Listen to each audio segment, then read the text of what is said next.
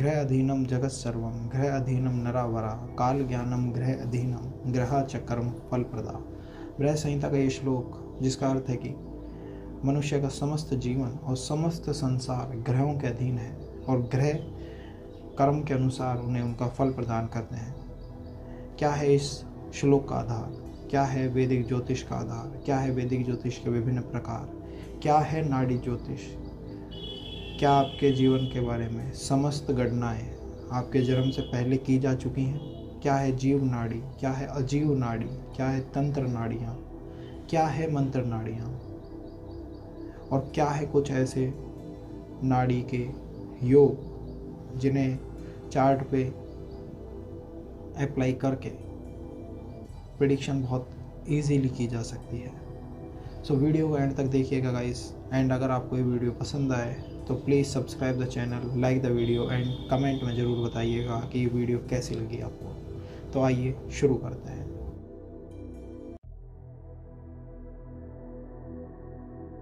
ज्योतिषाचार्य को त्रिकालज्ञ भी कहा जाता है। त्रिकालज्ञ जो कि 3 कालों को जानता है, जो कि आपके भूतकाल, वर्तमान और भविष्य तीनों के बारे में जानता है।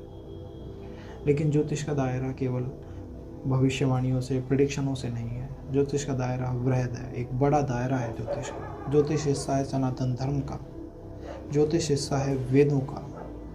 ज्योतिष की मुख्यता और भूमिका है वेदों को समझने में आपकी मदद करना। सनातन धर्म जिसका भाव है कि अनंत से उपस्थित था और अनंत तक उपस्थित रहेगा, और इस धर्म के आधार हैं 4 वेद, और इन वेदों में है पूर्ण सत्य। और इस सत्य को समझने के लिए आपको 6 वेदांगों की जानकारी होनी चाहिए, जिनमें से सबसे प्रमुख वेदांग है ज्योतिष।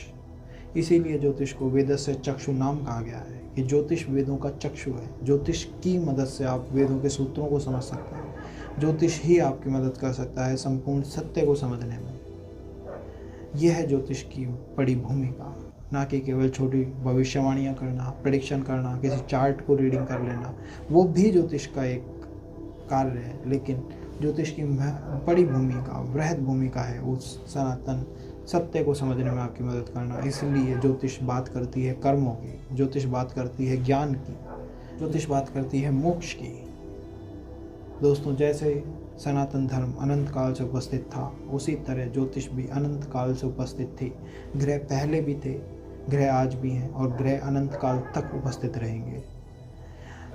ज्योतिष किसी भी प्रकार की हो, चाहे वो पाराशरी हो, चाहे वो जैमिनी हो, चाहे वो नाड़ी हो, सबके आधार केवल 3 हैं।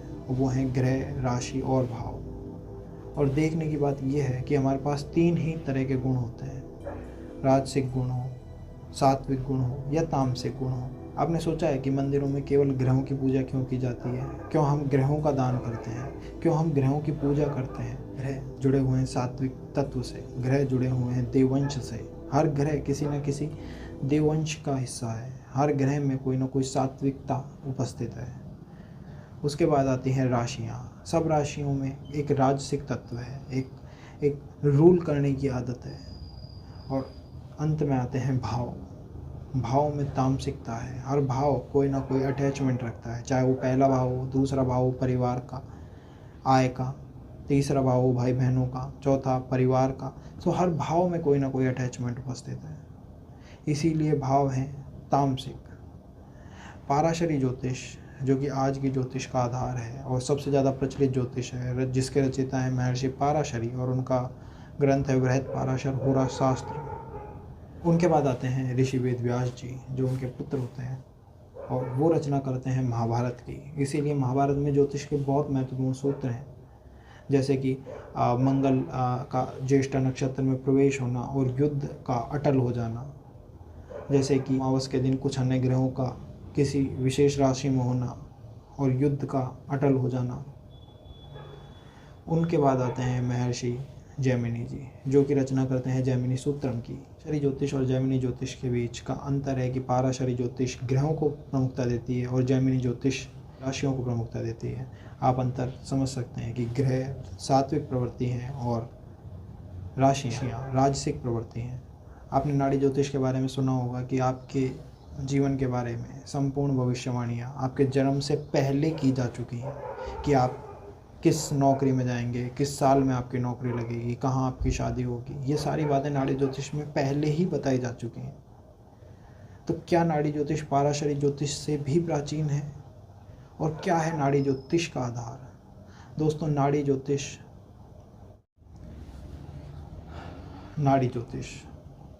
क्या आपके जीवन के बारे में सारी भविष्यवाणियाँ आपके जन्म के पहले ही की जा चुकी हैं?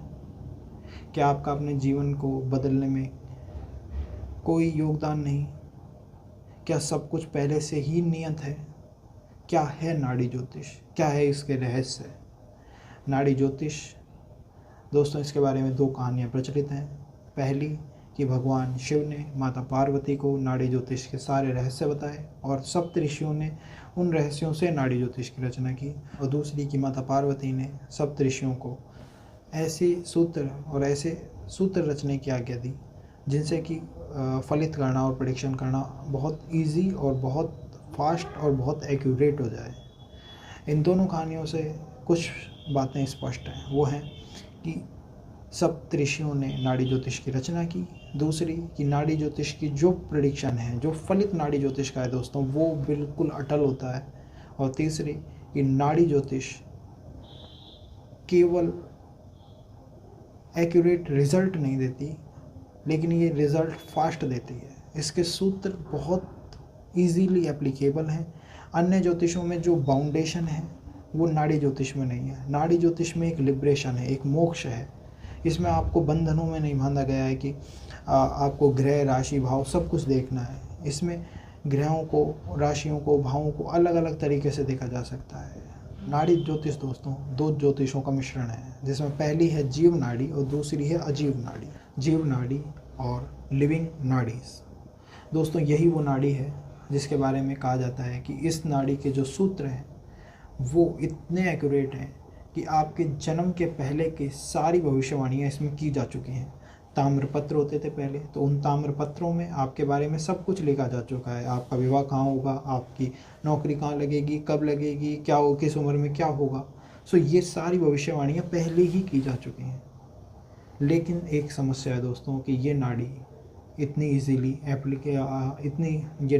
ईजीली आपको मिलेगी नहीं।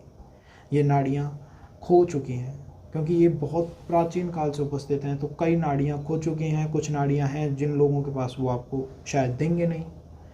तो इस नाड़ी ज्योतिष को सपोर्ट करने के लिए, इस जीव नाड़ी को सपोर्ट करने के लिए हमारे पास है अजीव नाड़ी, प्रिंसिपल्स की नाड़ी, सूत्रों की नाड़ी, जिसमें प्रेडिक्शन आपके जन्म के हिसाब से नहीं किए गए, लेकिन इसमें वो सूत्र हैं जिन्हें आप चार्ट के ऊपर, आपकी कुंडली के ऊपर लगा के प्रेडिक्शंस को इजीली निकाल सकते हैं। अजीव नाड़ी बनी हुई है 3 अलग नाड़ियों से। एक है मंत्र नाड़ी, एक तंत्र नाड़ी और एक है प्रश्न नाड़ी। देखिए दोस्तों, नाड़ी ज्योतिष का लिटरेचर कितना विशाल है। हमारे पास जीव नाड़ियाँ हैं जो कि लाखों की संख्या में है। फिर आती है एक अजीव नाड़ी जो भी बनी हुई है 3 अलग नाड़ियों से। प्रश्न नाड़ी, मंत्र नाड़ी, तंत्र नाड़ी। मंत्र नाड़ियाँ, मंत्र means the power of words. So इसमें वो वर्डिंग है, इसमें वो शब्द हैं जो कि आपको इन टेक्निक्स को अप्लाई करने में मदद करेंगे। इस मंत्र नाड़ी के अंदर 36 नाड़ियों का समूह है और हर नाड़ी में दोस्तों 1 लाख से ज़्यादा श्लोक है। दूसरी है तंत्र नाड़ी, द नाड़ी ऑफ टेक्निक्स। इसमें आपको वो टेक्निक्स बताई गई हैं जिनसे आप प्रेडिक्शन को निकाल सकते हैं। ये भी 36 नाड़ियों का समूह है और हर नाड़ी में दोस्तों 1 लाख से ज़्यादा श्लोक हैं। एंड द लास्ट नाड़ी इज़ प्रश्न नाड़ी, द नाड़ी ऑफ टाइमिंग।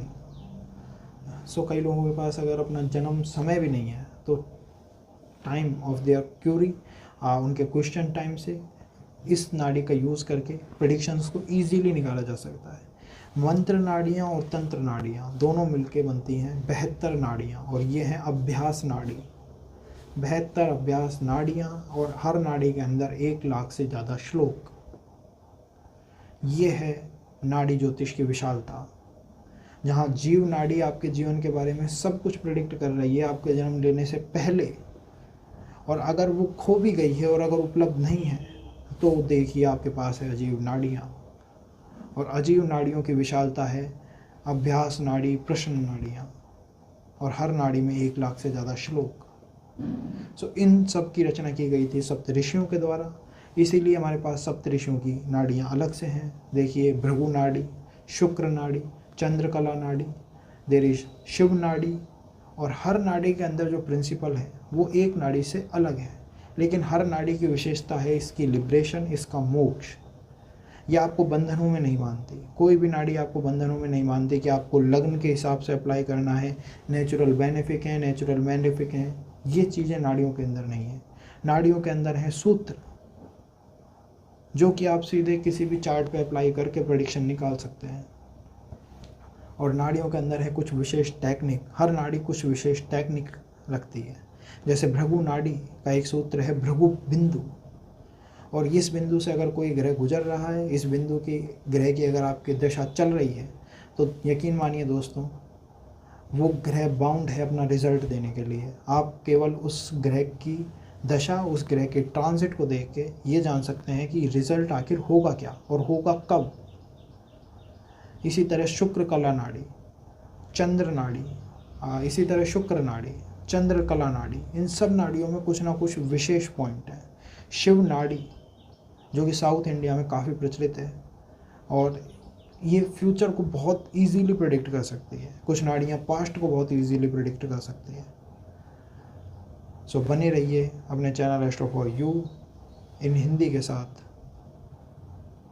और अगर आपको ये वीडियो पसंद आई हो तो लाइक कीजिए, शेयर कीजिए, कमेंट कीजिए, और प्लीज़ लेट मी नो कि आपको वीडियो पसंद आई है, बिकॉज अगर ये वीडियो आपको पसंद आई है तो हम इस वर्क को कंटिन्यू करेंगे। For you guys, thank you. Like the video, share the video, comment on.